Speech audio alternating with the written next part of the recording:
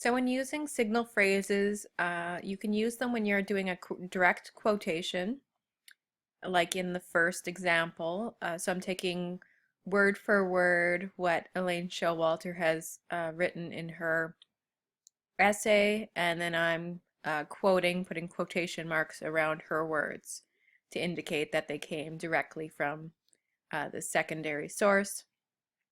In the second example, I'm using paraphrase, which is basically just summing up somebody else's ideas but putting it in your own words. So you don't have to put quotation marks around a paraphrase, but you should also add, the page numbers for where those ideas came from. So uh, pages 16 and 17 of Freud's Beyond the Pleasure Principle are summarized in this paraphrased sentence. So signal phrases are used here, very effective in your research papers, not just for an English class, but for all of your classes. Use a signal phrase that tells me who the speaker is, and then use like a strong verb to clearly identify what their opinion is. So you can vary your signal phrases by adding different verbs. So here I used asserts, and in the second example I have the word uses, but you could add words like argues, um, reinforces, suggests, proclaims, states. All those kind of verbs are used in signal phrase. So when you're using MLA style, in the body paragraphs of your essay, you're going to indicate where your information has come from by using the author's last name and page number. If you are using APA style, so in a different class, in the sciences, for example, or sociology or history, you might use APA style. And that one's similar, except for you include the year.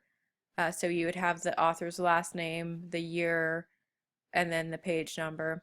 But for MLA style, which is what we use in English classes, you only need to include the author's last name and then the page number where that information was originally printed. So in this example, we have two citations included. So this person was writing and they were taking information from two different sources, and it's clearly indicated in their parenthetical citations there. So in the brackets, they've identified the author's last name and page number. So if you have two or more authors, it's a good idea to keep or to include their last name. But for example, if you only used Jane Austen's as your primary text, you wouldn't have to include Austen 68, Austen 72, Austen 99. For all of them, you could just indicate the different page numbers if you just have the one source. But if you're using more than one source, so in your works cited, if you have, 5 different secondary sources, 10 different secondary sources, it becomes really important to indicate in your citations where that information is coming from. So including an author's last name and then the page number is a good idea. In regards to integrating a quotation, you should also notice that end punctuation is also sort of important.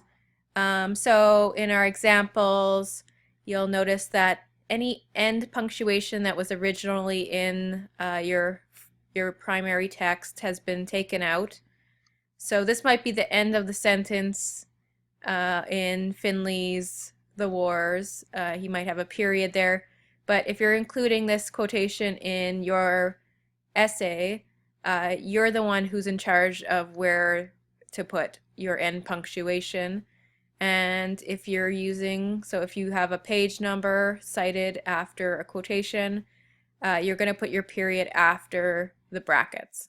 So your punctuation is taken or removed from the end of the sentence and placed after your brackets.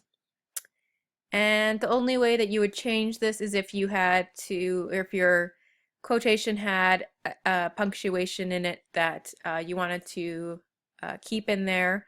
So if it was a question mark or an exclamation mark, you would have that inside your quotation marks, and then you would add your period after the brackets. So sometimes you'll want to quote a large passage, and usually this is any large passage is more than 4 typed lines in a prose piece.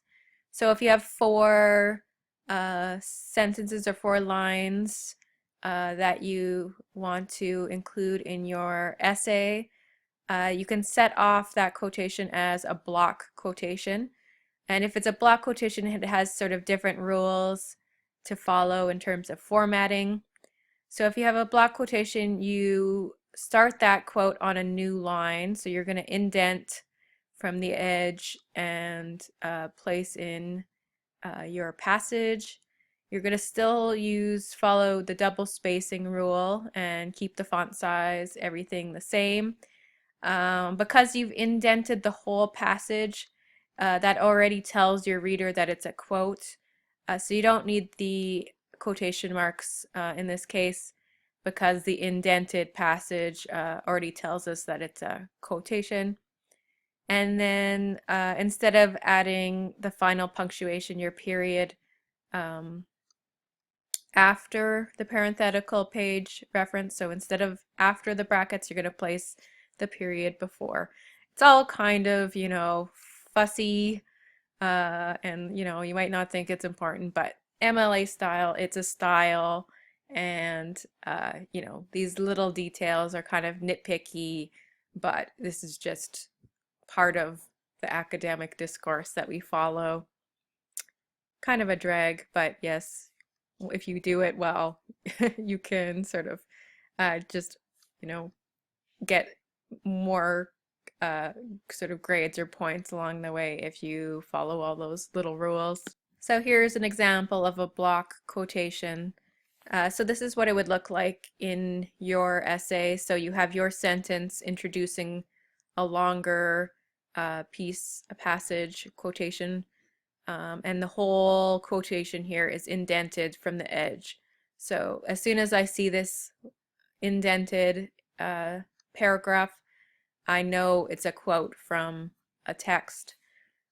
So this person has written, so in her essay, Male Hysteria, Elaine Showalter lists the symptoms associated with war neuroses, adding a colon to indicate and show connection. So she has her sentence, and then she's going to add her quotation.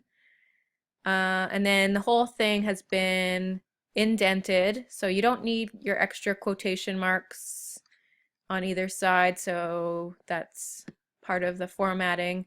You have your end punctuation here, and then your parenthetical citation at the end.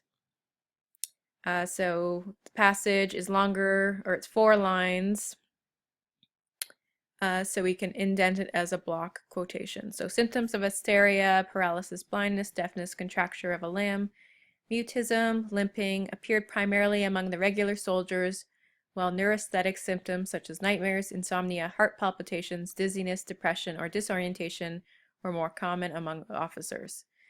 So we have, you would only use a block quotation if you wanted to include a large passage in your text, but just make sure if you have a large passage that you're going to go back to the regular formatting, so you'll return to an unindented passage afterwards to explain in your own words what you've just included in that passage. So explain the quotation in your own words is always a good idea.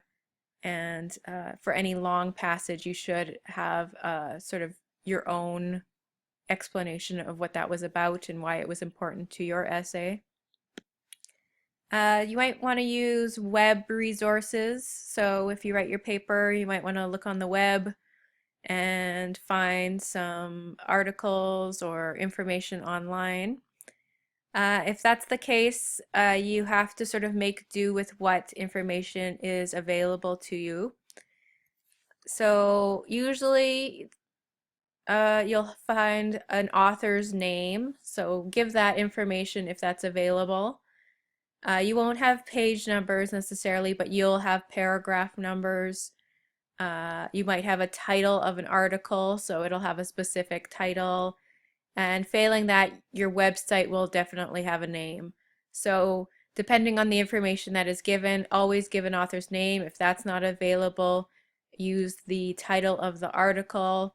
And if that doesn't even have a name, use the website's name in your parenthetical citation. What you don't need to do, you do not need to include the whole www.salon.com// da da da da da. You don't need the whole URL address, web address in your citation.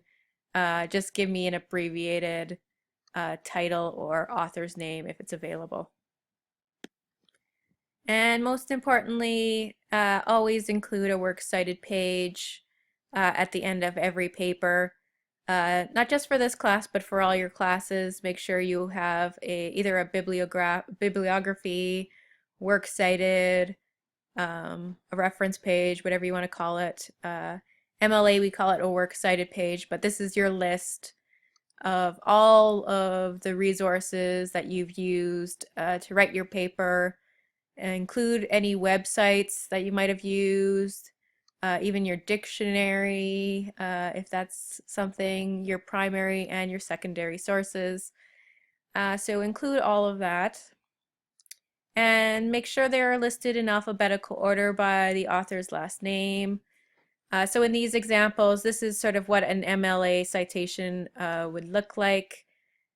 So this is for your primary source. So you have your author's last name, author's first name, the title. So if it's a short story, it's in quotation marks. If you're using the whole text, you would, if it's a longer piece, a novel, or the name of an anthology or a film, you would italicize it. Include the city where it was published, the publisher's name, and the year of publication. Sometimes this is all sort of in the front matter of a book, so you should be able to find all this information at the very front of the book itself. So give the first year of publication, that's fine. Any page numbers where the story was in the book. So if this is a short story, the short story features on from page 3 to 25. So I'm just going to talk about the short story, so that's what's included in my citation. And then you should tell me the print. If it's a print material, like if it's a hard copy that you have in your hand, then it's a print. If you found it online, then you could say web. So you're just indicating the medium. In this one, we have an essay that was part of an anthology of essays called The Female Malady.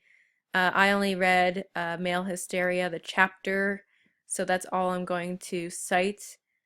I should actually include here page number, so this is on page 99 to 122, so I would have to include that as well.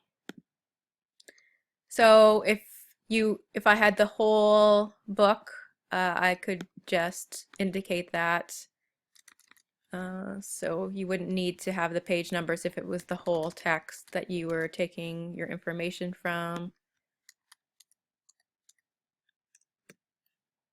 So that would be a version of that. So you have italicized the book, included the city of publication, the publisher, the year, and then the medium. So your sources are all listed in alphabetical order, and you can find all this information online as well. So if you have any